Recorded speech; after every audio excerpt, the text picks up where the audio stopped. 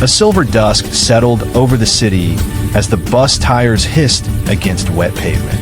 Lily stood beneath the flickering shelter light, clutching the strap of her worn tote as the wind whipped her hair into her mouth. She wasn't late. He was early. The bus groaned to a stop, doors yawning open like a tired sigh. Inside, faces blurred behind fogged windows. Workers, students, people carrying invisible weights home. She stepped aboard, tapping her card, barely noticing the rain rolling down her sleeves.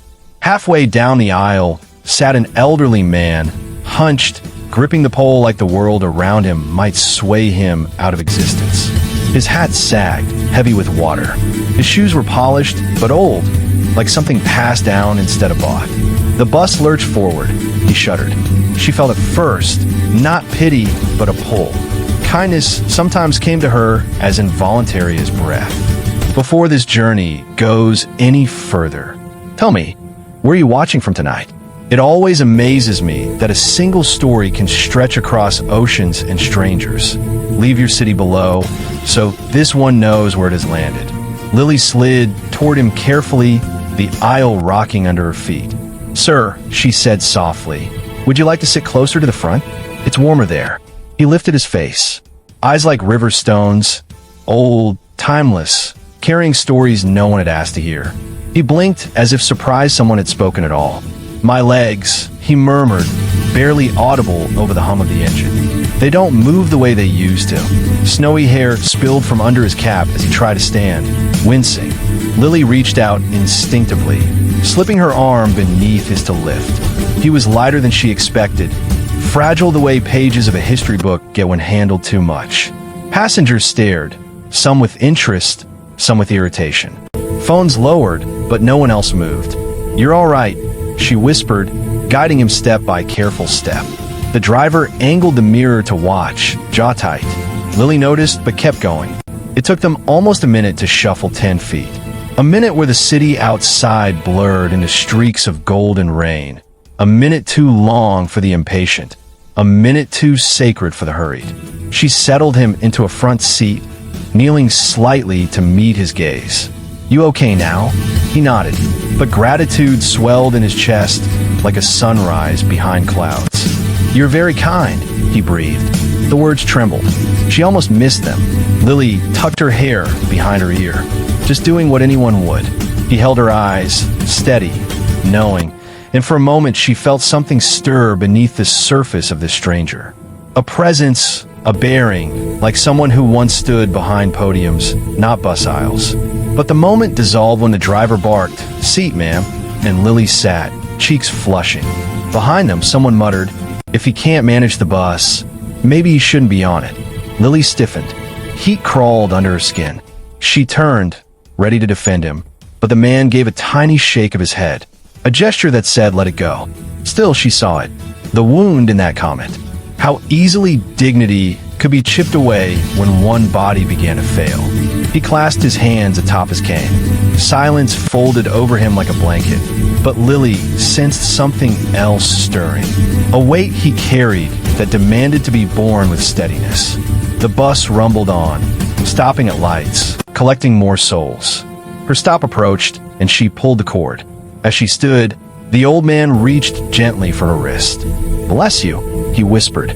It sounded like a benediction, or perhaps a farewell. She smiled, throat thick. "You take care, all right?" The doors hissed open. She stepped into the rain, unaware that this small kindness would unravel everything she thought she knew about the stranger and about her own life at home.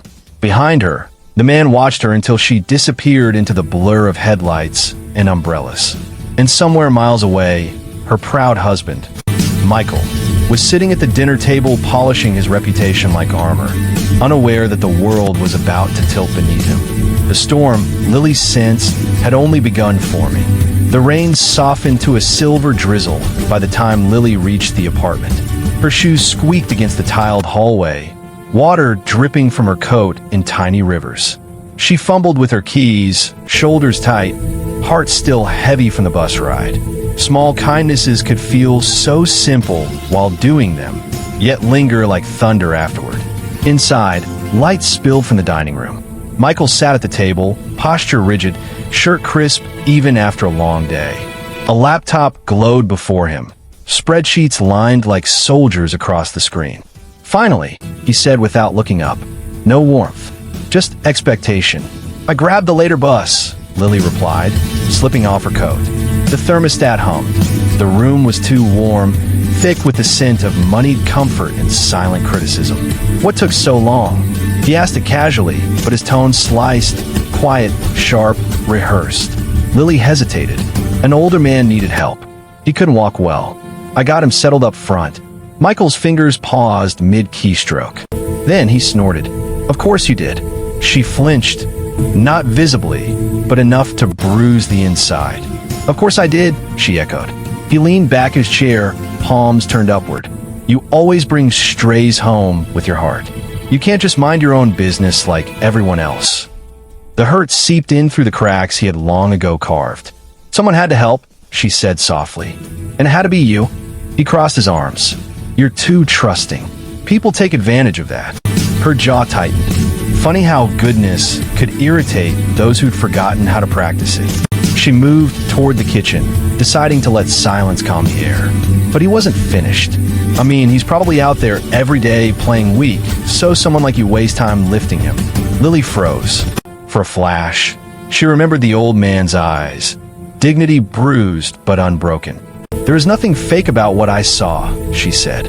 Her voice trembled, but not from fear, from something rising, something tired of shrinking to fit his comfort. Michael waved off the topic, as though swatting a fly. "I'm just being practical." Practical, his favorite armor. Dinner passed with clinking forks and unsaid words thick enough to chew.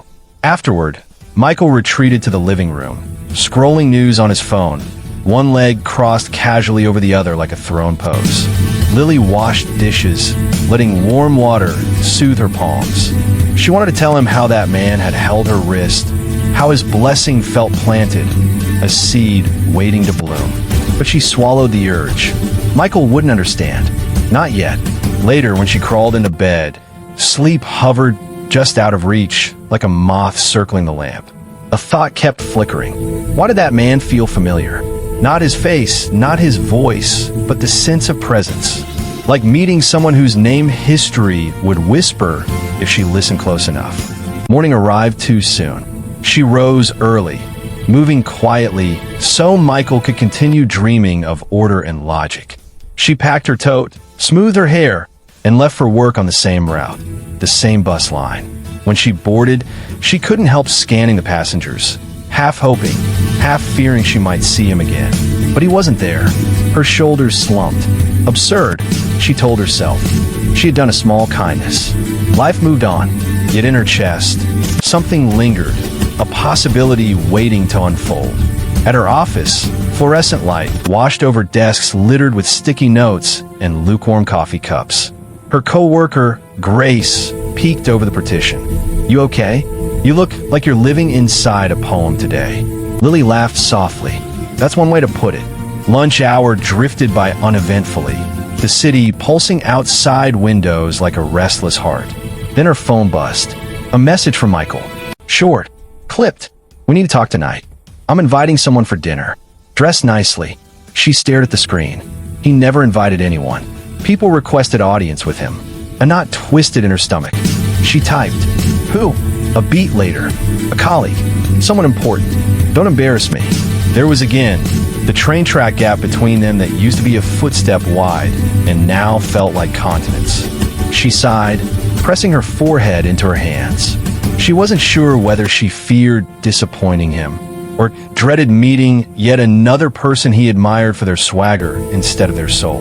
When the clock finally released her at 5, she boarded the bus home, eyes drifting over passing faces once more. Still no old man, but his absence felt strangely loud. If you had been on that bus with Lily, tell me truthfully, would you have stood up to? Say your answer in the comments below. And if you can't find the words, just tap like. Let's show that kindness still means something. The sun bled into evening by the time she reached her street. Inside, the apartment was spotless, Michael's doing. He paced the kitchen like a commander preparing for inspection. "You're late." he said, though she'd arrived right on time. "I'll walk faster," she replied. He barely heard her. "He'll be here any minute." He, the mystery guest. Lily smoothed her sweater, tucked her hair behind her ear, and took a steadying breath. A knock echoed at the door. Michael's back straightened. A confident grin, rare and gleaming, spread across his face. He opened the door, and there, framed by the hallway light, stood the same elderly man from the bus. For a heartbeat, no one moved. Rain dripped from the old man's coat onto the welcome mat, pooling around his polished but worn shoes. Lily's breath hitched in her throat, words dissolving before they could form. Michael froze mid-greeting. His confident grin collapsed, lips parting in stunned disbelief, as though the universe had played a private joke at his expense. The elderly man smiled gently. "Good evening," he said, voice warm and steady, so different from the fragile whisper on the bus. Lily's pulse thudded in her ears. "You," she murmured. He nodded, eyes soft with recognition. "Thank you for helping me yesterday." He paused, glancing at Michael as though measuring his reaction. "It seems the world is smaller than we think." Michael's voice finally returned, shaky. "Why, you're Professor Alden?" A ripple traveled through Lily. Professor, a title that carried weight, authority, respect. The old man, the stranger she'd helped shuffle half a bus aisle, stepped into their brightly lit living room with the presence of someone who once commanded lecture halls. Michael scrambled to recover his poise. "Yes, sir, please, come in. Sit anywhere you like." Professor Alden chuckled softly. "I'll sit if you don't mind. The years haven't loosened their grip on my knees." Lily moved instinctively, guiding him toward the couch just as she had guided him to the front seat of the bus. But now she felt a tremor in the air, a shift none of them could ignore. Michael followed, practically bowing as he gestured. "Can I take your coat, Professor?" "You can take my name as it is," the man said kindly. "Just Alden will do." Michael blinked, confused. Lily bit back a laugh, not unkind, but startled at the irony. The same man her husband dismissed in theory yesterday was the man he now considered vital to his career. Once Alden settled, his presence filled the room with something quiet and commanding. Not arrogance, but earned calm. "Lily," Michael said, voice sharp with urgency, "the professor is—" "I know," she interrupted softly. He said his name. Alden's eyes glimmered. Approval, perhaps, that she hadn't been swept up in titles. Michael swallowed hard, cheeks coloring. "I've admired your work for years," he said, leaning forward. "Your lectures, your papers on ethics and law." Alden lifted a hand. "Admiration is always welcome, but respect is a richer currency when shown to all, not only those with titles." The room tightened. Michael sat back, chastened without quite understanding why. Lily offered tea, her voice steadier now, and slipped into the kitchen. She could still hear everything. Michael leaned toward the old man. "I didn't know you took the bus," he said, surprised, maybe even stunned. "It keeps me close to the world I once shaped with books and policies," Alden replied. "Luxury is comfortable, but truth rides public transit." A pause, then like a pin dropping on marble. Michael blurted, "My wife mentioned helping someone on the bus yesterday." Alden chuckled. "She didn't mention the name, and I didn't mention the knees." His tone was light, yet layered, like he understood more than either of them said aloud. Lily stepped back into the room with tea just as Alden turned to her. "You lifted more than an old man yesterday," he said softly. "You lifted my faith."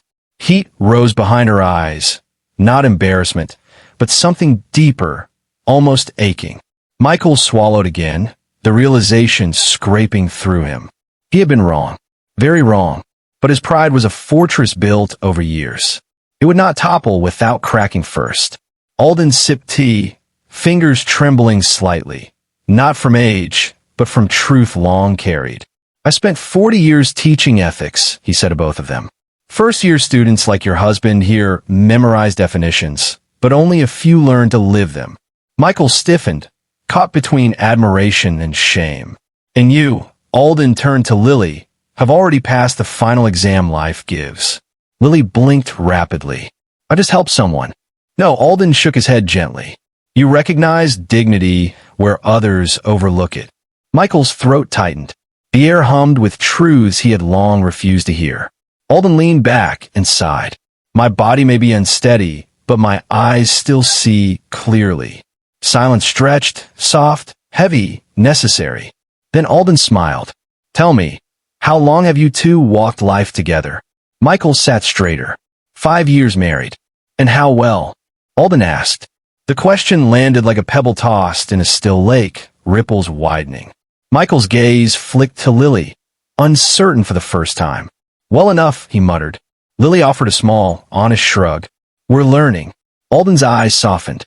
The greatest teachers are moments, not men. Another silence, this one gentler, and Lily suddenly felt an ache to ask him everything. About living long, loving well, losing pride, gaining compassion. Not for information, but for wisdom. But before she could speak, Alden's hand twitched slightly. He pressed fingers to his temple, breath hitching. Lily leaned forward. Are you all right? Alden nodded, but the tremor betrayed him. Michael shot up. Should I call someone? Alden steadied himself with a slow breath. No, just a moment. My body has its moods. His voice remained composed, but Lily caught the flicker of pain. And in that instant, she understood that this dinner wasn't a coincidence, but a crossroads. Has a stranger ever lifted your spirit at the exact moment you needed it most? Right, yes. And if you feel moved, share their name. Let gratitude travel a little farther tonight. Alden's hand stayed pressed to his temple longer than comfort allowed. Lily was halfway to rising again when he waved her gently back into place. I'm all right, he murmured. But his voice had lost a shade of steadiness, the strength tucked beneath it slipping like sand. Michael hovered, unsure whether to pretend everything was normal or leap into action. He chose neither. He simply stood there, suspended between ego and fear. After a slow breath, Alden straightened. These reminders, he said with a rueful smile, come and go. A side effect of surviving too many years with my mind racing faster than my bones allowed. Lily relaxed by degrees, though worry lingered like a shadow at the edges of light. Michael cleared his throat. So, about the contract. Alden lifted a hand, gentle but firm. Forgive me, Michael. Business can rest a moment. Life rarely pauses long enough for honesty. Michael's mouth closed with a quiet click, frustration flickering across his brow before he swallowed it. Alden looked at Lily again, as though recognizing something written beneath her skin. Tell me, he said softly, what do you do when the world feels heavier than your heart? Lily blinked, startled by the question, and how deeply it pierced. I try not to let it harden me, she said slowly. Even when people disappoint me, I'd rather stay kind than become like them. Alden smiled, eyes warming. Then you're miles ahead of where most end up. Michael's jaw tightened, but his eyes flicked down, not defensive this time, just uncertain. Lily wanted to lighten the air. Would you like dessert? I made something simple. Whatever you offer will feel like a feast, Alden said. She moved into the kitchen, the hum of the refrigerator and the clink of plates grounding her. The apartment felt different now. She felt different, like the world had tilted, but in a way that opened windows instead of shutting doors. At the doorway, she paused, unseen. Michael had slid back into his seat, but his posture sagged, not with arrogance, but with confusion. Alden watched him quietly, compassion in his gaze. You admire my work, Alden said gently, and I'm grateful. But tell me, Michael, do you practice any of the things I taught? Michael bristled. I work hard. I follow the law. I don't cheat people. That's the foundation. Alden stopped him softly. But the beams and walls are built from how you treat the ones closest to you. Michael stared at his hands. Alden continued, voice low. I've taught thousands. Many had sharp minds, but only a few kept their hearts open. A beat. Yesterday, your wife carried more wisdom onto that bus than most men carry into a courtroom. Michael flinched. Lily caught her breath. Alden didn't say it cruelly, only truthfully. I've built a career by challenging others, Alden said. But life has humbled me. Age does not grant virtue, just opportunities to learn it. Michael swallowed, voice tight. I didn't know it was you. I would have. Helped me. Alden finished softly. Or helped the idea of me? Michael's throat bobbed. Silence pressed in, heavy but healing. Lily returned with 3 small bowls, pudding dusted with cocoa, and handed them out.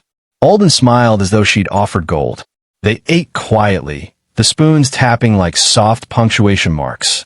When Alden finished, he set his bowl aside. His hands shook slightly as he folded them in his lap. You know, he said, gaze on both of them. People often imagine life is measured by achievements. But in my last year's teaching, I learned the opposite. Michael looked up. Life is measured, Alden continued, by how gently you hold it, yours and others. Lily felt her chest lift, breath catching. Alden's eyes softened toward Michael. And if you are willing, son, there's still room in your life for gentleness. The words didn't accuse, they invited.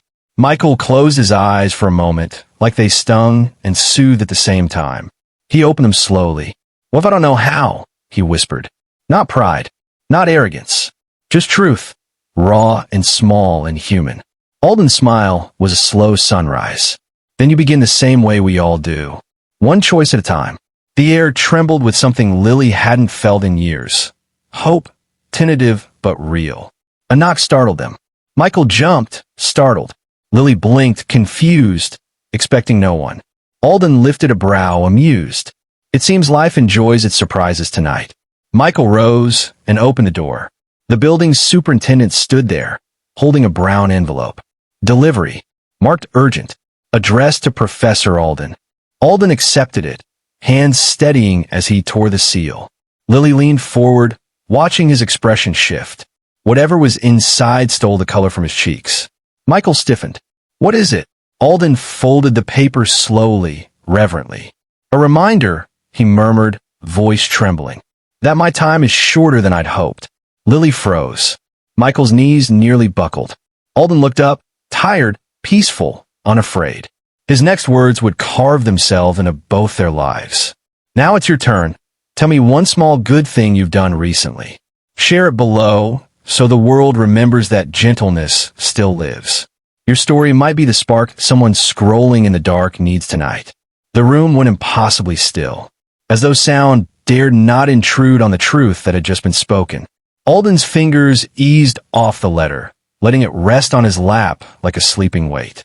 His eyes shimmered, not with fear, but with resignation, the quiet acceptance of a man who had lived long enough to recognize when the horizon drew close.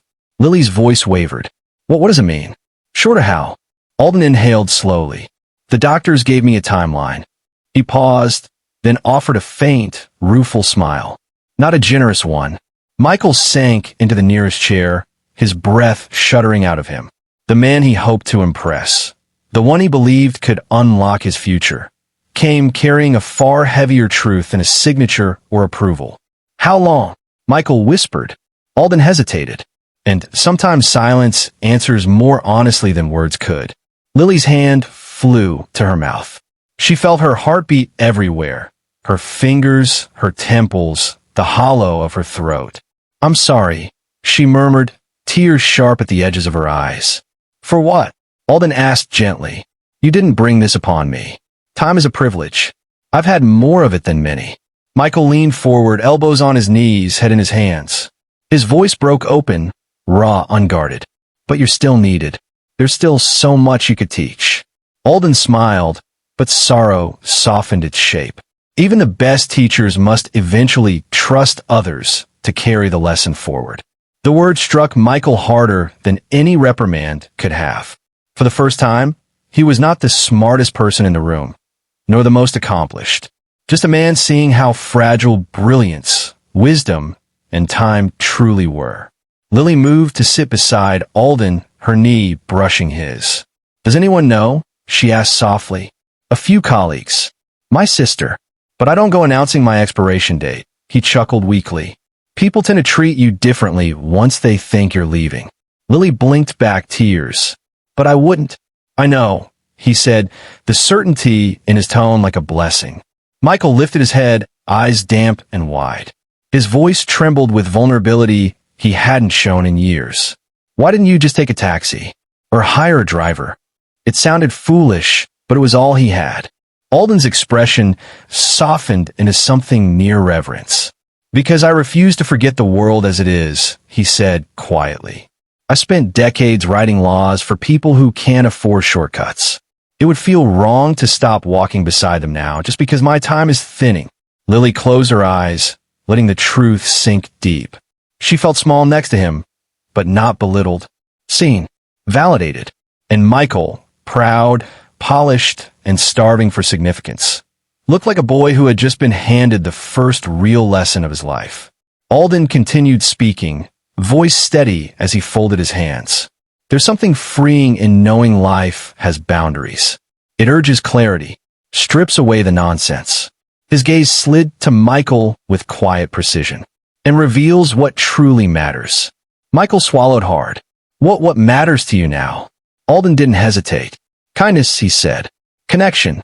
And forgiving myself for the mistakes I was too late to fix." Lily's chest constricted. There was something infinitely human in the way he said it, like a confession and prayer intertwined. Michael rubbed his palms against his slacks, voice quiet. "I've wasted so much time on the wrong things." Alden reached out, placing a frail hand atop Michael's. "Then don't waste another minute." In that simple touch, something shifted. A man with years behind him offering a man with years ahead a bridge between who he was and who he could become. Silence settled. No longer heavy, but sacred. The clock ticked softly. The refrigerator hummed. Outside, the city breathed.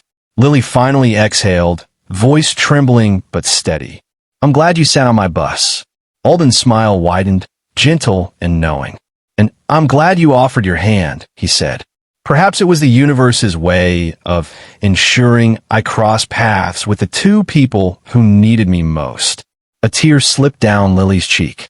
She didn't wipe it away. Some tears deserve their journey. Michael's voice cracked open one more time.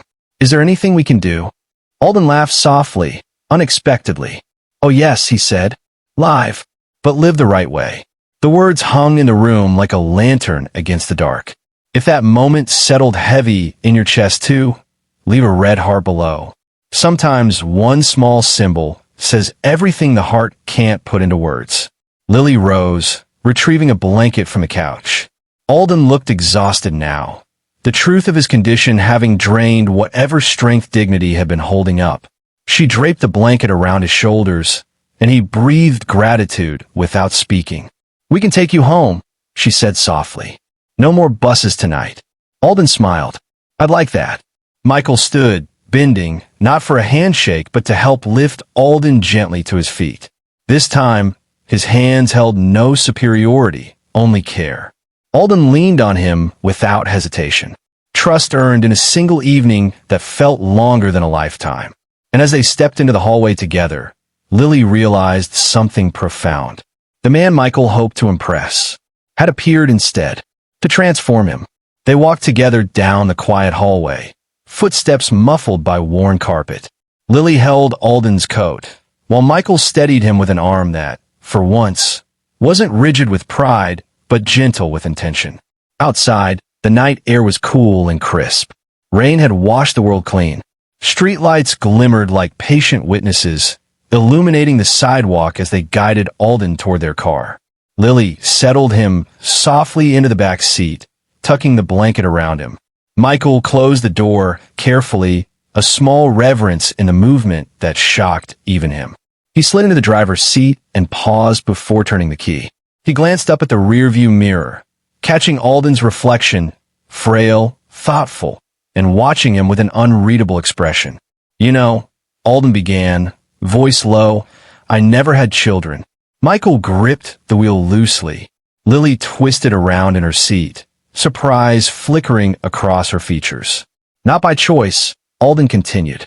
"Life rushes us along, and suddenly the moment has passed." The admission hung in the air, tender and aching. "But if I had," he said quietly, "I imagine I would have wanted a son who learned what you're learning now."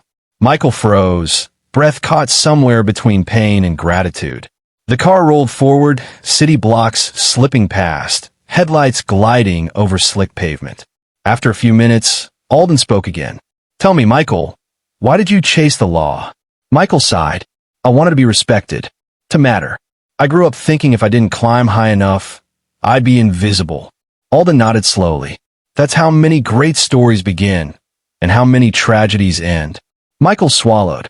I thought if I stepped over everyone else hard enough, I'd stay on top.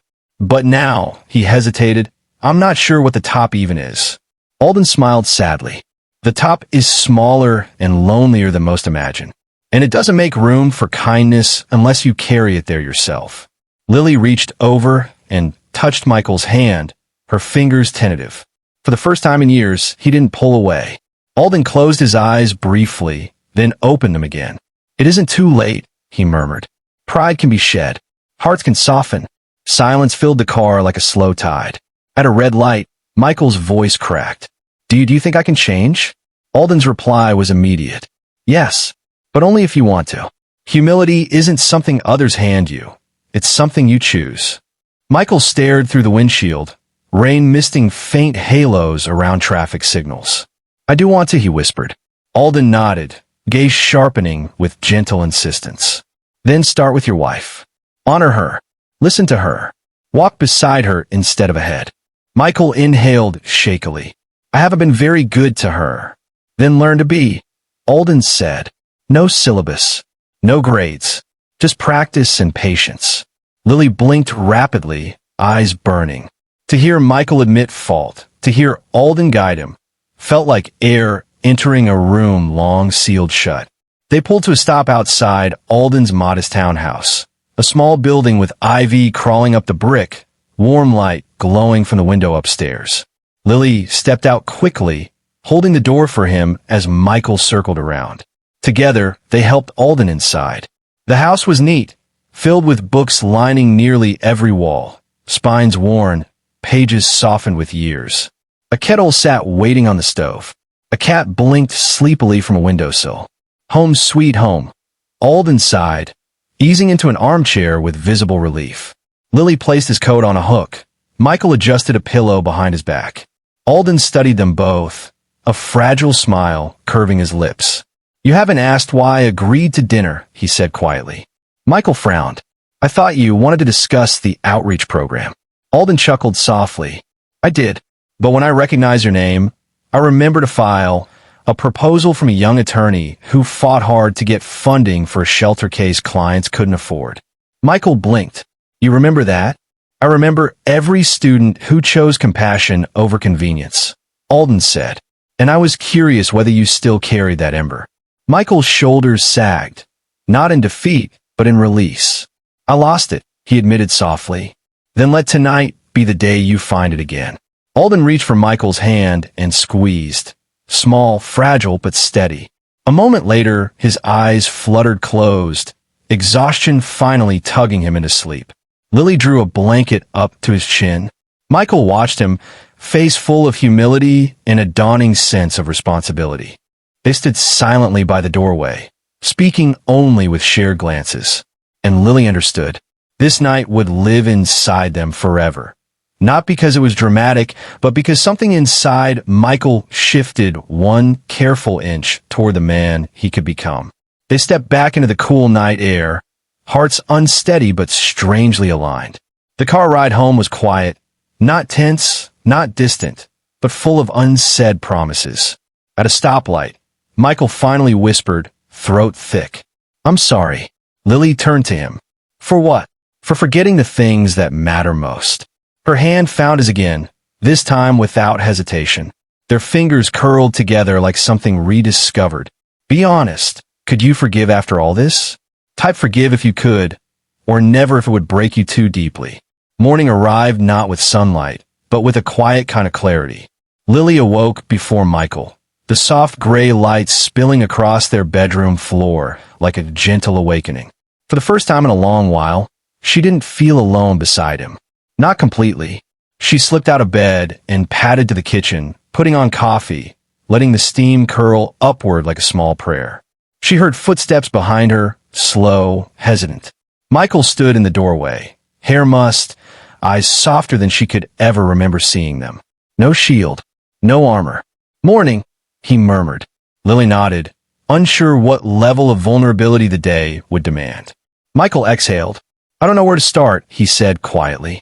But last night, it changed something in me. Lily set a mug in front of him. That's a good place to begin. He held the cup like it grounded him. I've been living like the world owes me something, he said, and I've been treating you like you're supposed to fill the parts of me that felt empty. Lily leaned back against the counter, arms crossed, not defensive, just steady. She waited, allowing him space to speak without rushing him. I think, he continued, words slow, I've been afraid that if I let go of pride, I'd disappear. But Alden, his voice hitched, he made me realize that I've already been disappearing, just in the wrong way. Lily felt her chest swell, not with triumph, but with a fragile hope that was almost too new to touch. Michael rubbed his hands over his face. I don't want to be that man anymore, he whispered. Not for you. Not for me.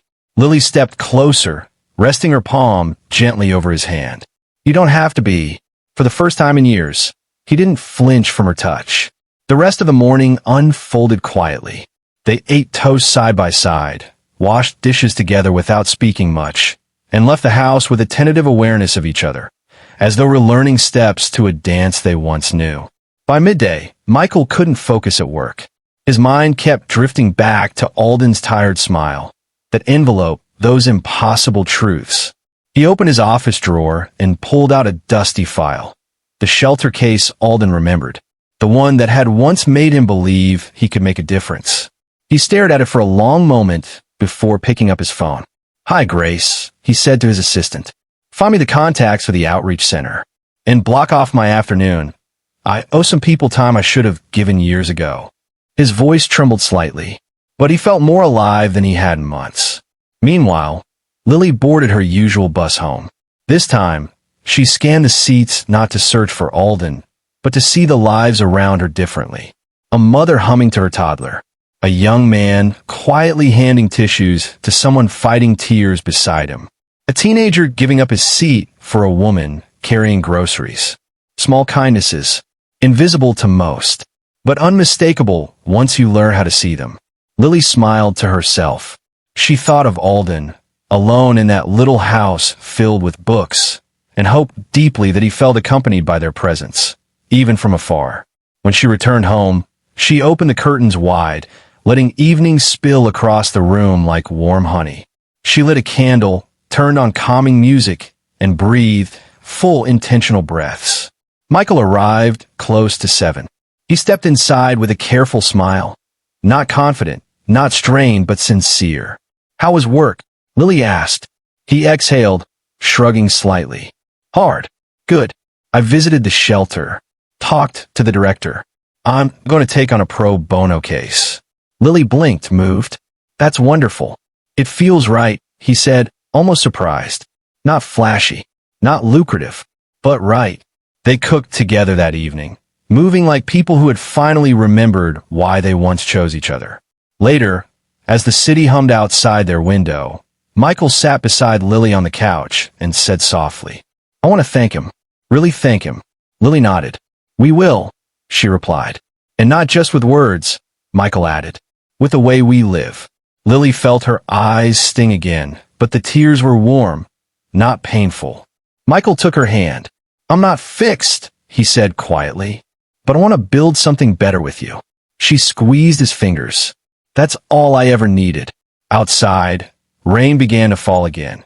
Not storming, just tapping gently against the glass, like the world whispering begin again. And somewhere in that quiet night, Lily sensed it, a thread of hope stitching old wounds into something whole. If you believe love and life can still find its way back to the light, comment amen below. Let's fill this space with hope. Someone scrolling tonight might need exactly that. 2 days passed, quiet but steady, like the first few heartbeats after a storm. Michael and Lily moved carefully around each other, not out of distance anymore, but out of respect, learning new rhythms, rediscovering old ones. Saturday morning arrived with sun pushing through clouds, streaking gold across their kitchen table. Lily finished packing a small basket, homemade soup, fresh bread, and a slice of blueberry cake. Michael tucked a scarf around his neck, feeling strangely nervous. Ready? Lily asked. As I'll ever be, he answered. They drove back to Alden's little brick townhouse, sunlight glinting off the windows. Michael knocked gently. Silence stretched for a moment. Then the door creaked open. A housekeeper, kind-faced middle-aged, peeked out. "Oh, you must be the couple," she said softly. "Alden's resting in the sunroom." She led them through the narrow hallway, where dust motes danced in rays of light. The air smelled faintly of old pages and chamomile tea. Books were stacked everywhere, on tables, windowsills, even the floor, like old friends keeping vigil. They entered the sunroom, and there he was.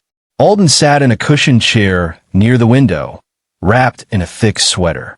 The sunlight warmed his face, making his eyes look impossibly gentle. He glanced up and smiled, a slow, radiant smile that made him look years younger. "There you are," he murmured. Lily felt her throat tighten. Michael stepped forward, unsure whether to stand tall or kneel, so he did the simplest thing. He sat beside him. "I'm glad we caught you awake," Lily said. "I'm awake more than I am alert," Alden chuckled. "But for you both, I could do my best." Michael cleared his throat, hands twisting together. "I didn't come to talk business," he began softly. I came because I owe you something far more important." Alden's eyebrow lifted with quiet amusement. "Is that so?" Michael nodded. "I owe you honesty. I've been selfish, proud, blind, and cruelest to the one person who stood with me through everything." Lily's fingers brushed his, not pulling, just anchoring. Michael continued. "I thought success was something I could stand on alone. But you show me it means nothing if I lose myself getting there." Alden studied him with deep, tender eyes. "And what will you do with that truth?" Michael inhaled slowly. "Become someone who deserves her," he said, voice breaking. Lily closed her eyes briefly, overwhelmed. Alden reached out, his hand trembling but determined. Michael took it gently. "Regret," Alden said, "is a teacher, but the lesson only matters if you carry it forward." Michael nodded, tears stinging his eyes. Alden's gaze drifted to Lily. "And you? Keep your softness," he said. "It's rarer than diamond, and far more valuable." Lily swallowed the ache in her chest. "I'll try." "No," Alden whispered. "You already are." The room fell into a gentle hush. Outside, branches rustled, and a delivery truck hummed somewhere down the street. Life moving on even as time slowed here. Alden leaned back, breath shallow, but there was peace etched on his face. "You gave me something too, you know," he murmured. Michael blinked. "What could we have given you?" Alden's eyes sparkled. "I spent a lifetime teaching ethics," he said. "But you too, without knowing it, reminded me why I taught them in the first place." Lily pressed a hand to her chest. Alden nodded slowly. "That even when bodies weaken and years wear thin, the world is still held together by ordinary kindness. And that sometimes the smallest act, a hand on a crowded bus, is enough to change the end of a man's story." Silence settled, warm, reverent, full of something holy. Alden exhaled softly, each breath a little farther apart. "And if this is the last time we meet," he whispered, "know that I am grateful." Michael's voice cracked. "We're grateful too." They stayed a while longer, long enough for Alden to drift into a doze, long enough to memorize the peace on his face. Finally, they stood to leave, moving as softly as closing a book. On the walk to the door, Michael paused beside the shelves lined with Alden's life, notes, articles, scribbled thoughts in the margins. "I'll do better," he said quietly, a promise to the air, to himself, to the man half asleep behind them. Lily linked her arm through his. In the car, neither spoke at first. Words felt too small. As they reached their street, Michael finally broke the quiet. "I love you," he said. Not casually, not habitually, but like a vow rediscovered. Lily turned toward him, eyes filling. "I love you too," she whispered. They walked inside together. Not the same couple who had left days earlier, but two people carrying light they would never again take for granted. And in that small brick house across town, a retired professor rested with a gentle smile, knowing he had placed one last lesson into hands ready to carry it forward. If this story moved you, even a little, don't scroll past quietly. Tap like, not for me, but for the man who carried wisdom, kindness, and courage right to his final chapters. Let that click be your whisper into the world. I felt you. Moral. Sometimes, it takes helping a stranger to discover the person you love. And sometimes, it takes losing time to remember how precious every moment truly is.